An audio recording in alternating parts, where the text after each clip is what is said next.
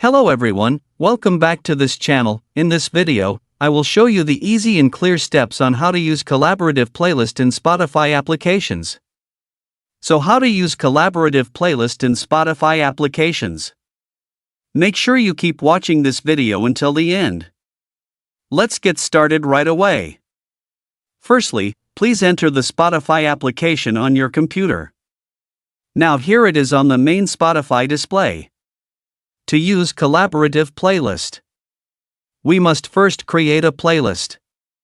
Just go to the library menu. Next here we add a playlist with tab. This plus icon. And then select create new player. Now here we have added a player. We can edit the name of our playlist, for example I named it this.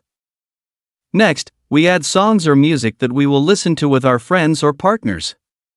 Here we can search for the music we want to add, for example I added these two songs. Now next we will enter how to use collaborative playlist. The method here is the icon that I show, now press the icon. Here it says, link copy to clipboard. Now here I have copied the link from this library to be sent to the person we will invite to listen together. The second way is, here there is a three-dot icon. Tap this three-dot. Now here on the right there are many menu options that you can use.